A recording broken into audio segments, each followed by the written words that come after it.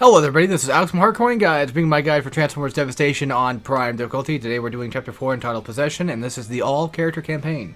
So, of course, for those that are not aware, I will be switching off between characters at every arc, checkpoint, and of course every chapter start. So we finished off last chapter with Optimus Prime, which I forgot to check if Chapter 2 ended off correctly or not, I think so. But anyway, none of that matters now. We're in Chapter 4, so starting directly right after Blitzwing, and now we're going to have the Seekers appear for the first technical time.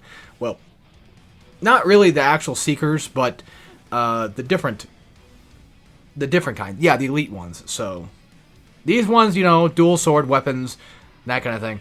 And because this is a showcase of a new enemy, they're going to make us fight one, and they're going to make us do the group attack.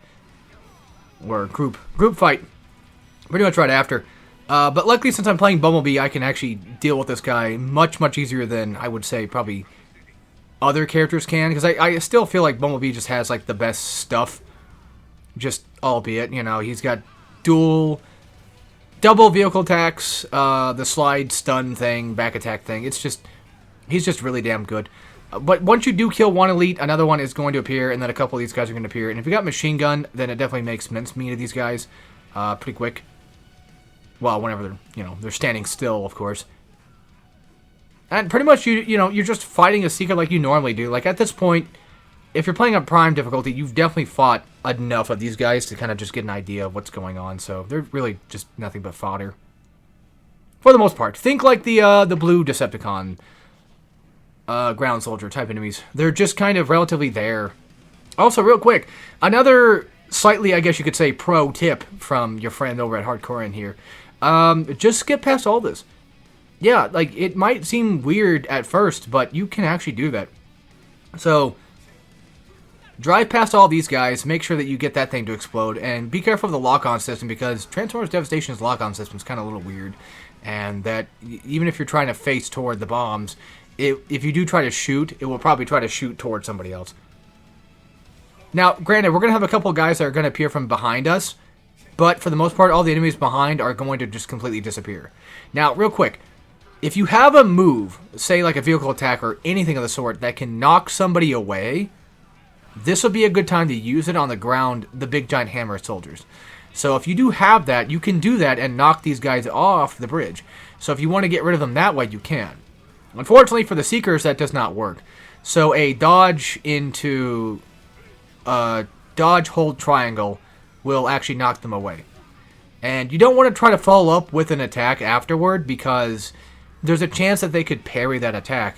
And if they do, they're just going to come right back. So, yeah.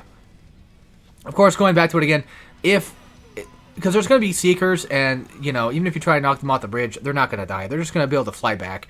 So, it's best just to do it for the main guys instead, and then deal with the Seekers right after. Unfortunately, for this particular fight, you do have to fight 2 waves of enemies, and it's really obnoxious. But luckily, I had an ultimate attack saved up just for that moment. Even if I didn't, I would just do the same thing I did before, where I would just, you know, fight until I knock them off the bridge, and then just continue on my merry way. And then, yeah, that's it. You could just skip, you could bypass all that other extra fighting stuff if you don't want to do it. You don't have to. Which, at this point in time, like, I just want to beat the game. I don't want to have to keep going through this. So that's what I do. Now, get ready for the Motormaster bullying campaign, because that's what I do all the time when I get to this section. I don't think it really matters if you do it or not. I don't think you lose if he gets to his destination. It's been so long that I'm not even 100% sure if you can even lose at all in this. But here you go. So yeah, at this point, if you're playing on Prime, you should be relatively familiar with the whole move set that allows you to shoot right after a vehicle attack. That's something that you should definitely incorporate into your combo potential, because it definitely gives you an extra vehicle attack, and it's definitely worthwhile. Which is funny, because I always recommend that people go watch like my Optimus Prime campaign run, but I don't even think I even did the gun shooting thing in Optimus's Prime difficulty run, so I don't think I did. And at this point in time, I think I finally made a guide that's actually worth a damn. Now, don't get me wrong, like, I'm not saying like every other guide for every other different game I've done is bad. I'm not trying to say like every other Transformers guide I've done has been bad either, but let's be real here. You know, let's be honest. my older guides for Transformers, I still didn't know nearly as much as I do now. And the fact that I know a lot more about the characters, just like what the potential is, if I even use some of it, like especially with Wheeljack, and so the fact that I don't use the shield nearly as much, I do understand what it does, I just don't really rely on it very much. For those that are curious, it basically makes it to where any frontward attacks will just be parried. Now, you're not going to get the focus off of it. It's not like a full-on parry. It just basically just deflects. That's all it does. And it can catch missiles. So if, you know, Blitzwing is firing missiles at you or whatever, you can do that. Missiles as in, like, big, giant cannon missiles. If I would have went that way, there probably could have been an arc checkpoint thing back there. Maybe. I don't know. So the map was telling me to go this way first, and I'm just gonna go that way first. Because again, for those that aren't fully or haven't really watched this series yet, for the previous chapters, then yeah, I know I explained it a little bit earlier, but yes, every time there's a little arc, green checkpoint thingy, what do you want to call it? But the chance you can go back to the arc, I'm gonna do that. And so I can switch to the next character in order. You know, Optimus, Bumblebee, Sideswipe, Wheeljack, Grimlock, and so forth, and then back to Optimus. So now we get to fight Motormaster for real, and this time he's going to do a lot more attacks.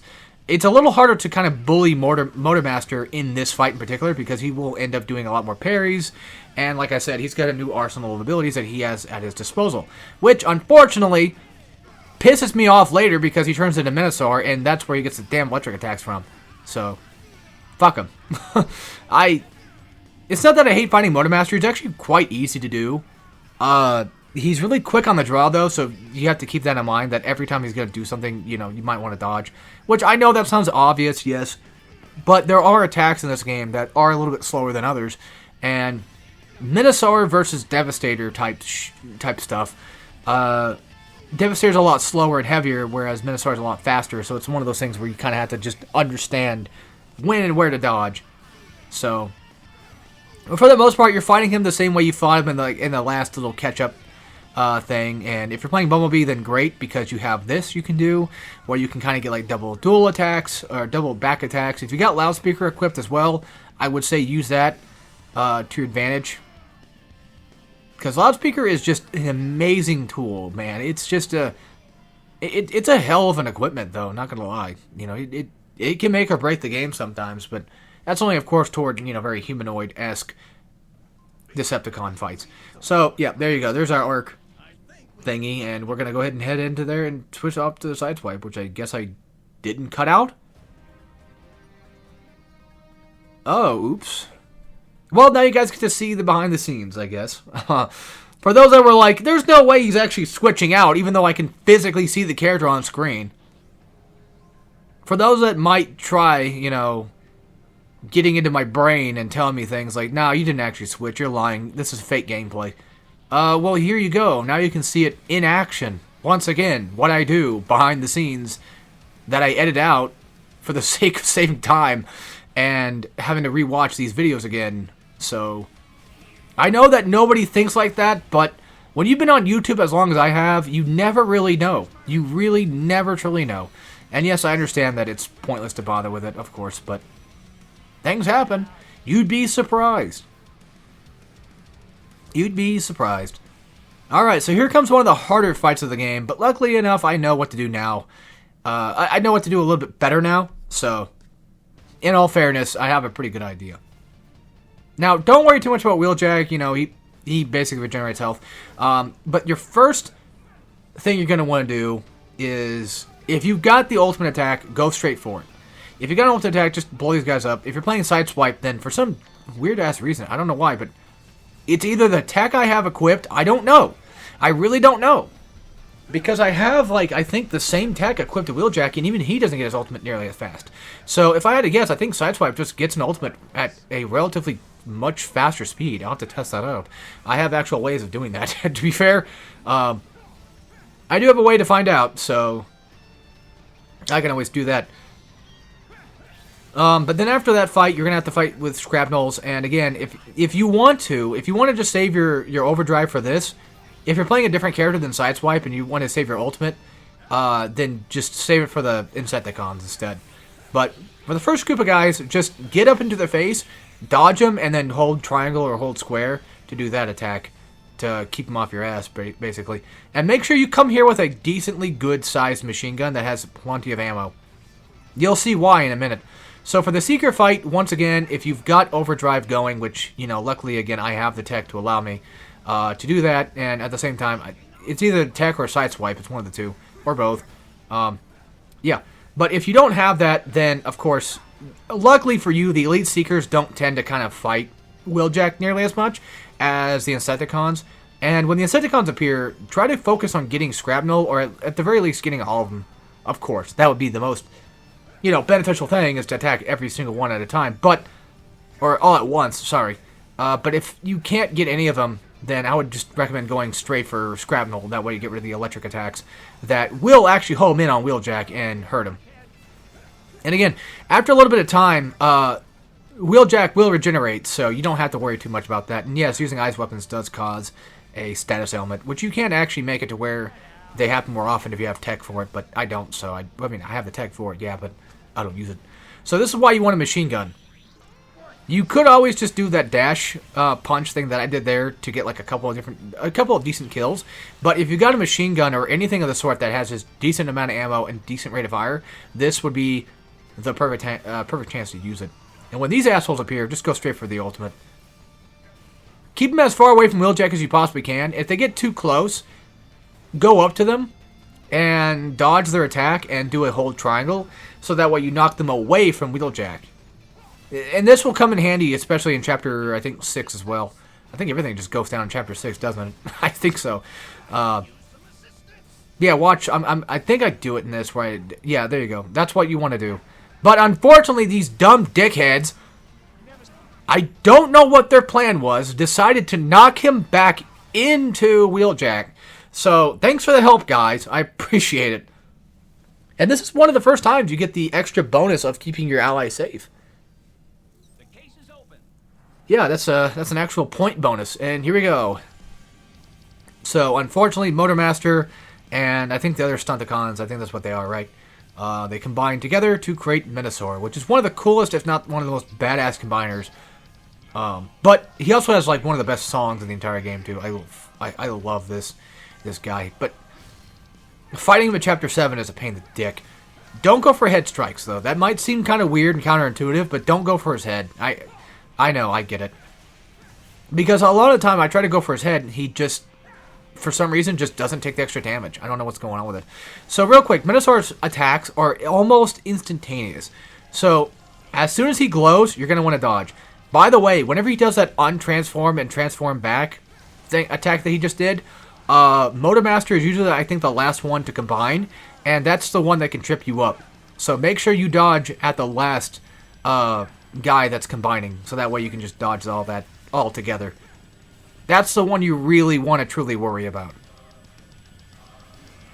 And if you're playing Sideswipe's, if you're using Sideswipe's ultimate, I would recommend just, I know I said don't aim for the head, but you know, if you're doing the ultimate attack, you might as well, to see if it actually will work. Because I feel like sometimes it does work and sometimes it just doesn't. But for the most part, a lot of Sideswipe's or Minosaur stuff, like I said, is just damn near instantaneous. And this is where, of course, he gets into Phase 2. Sorry. This is where he gets into Phase 2. And he's going to be doing a lot of his tornado stuff. Potential even, you know... Oh, that one too. That one's just... That one is damn near impossible to dodge unless you're just dodging like I'm doing. If you're just going straight for dodges, as soon as he launches tornado, just start dodging. Just don't worry about your dodge stamina. Don't worry about that stuff. Just keep dodging and just, you know, avoid everything you can. Sorry. Once again, I keep talking. I keep choking my own spittle. I apologize, but it happens. Minosaur is a destructive bastard. Definitely one of the harder big giant, definitely out of the two combiners, he's definitely the hardest to deal with. So he's turning blue, and yes, Motormaster is basically the thing you want to attack, and I'm pretty sure, again, like I said, I think he's usually the last one that appears. If he does launch those ball attacks, what you can do is you can use them for dodge fodder. So you can use them, basically focus fodder, and just dodge off of them. But you can also shoot them and destroy them too. So if you don't want them around the field, you don't have to worry about that. And for that spiked pillar, 5 electric attack thing, whatever, the further you are away, the worse it's probably going to be to dodge it. I know that sounds strange, but you kind of want to get closer to him when he does that, so you can just get like a good, giant, decent focus attack off it, because I feel like if you're too far away, it's kind of a lot easier to get hit by, as weird as that sounds. But there you go. For the most part, it's a bit of attrition, a bit of just, constant dodging, of course, but he will get worse. He will get worse when we get to Chapter 7. So learn his stuff now, keep dodging, and there you go. That's it for this. Hope you guys enjoyed, and as always, take care, everybody.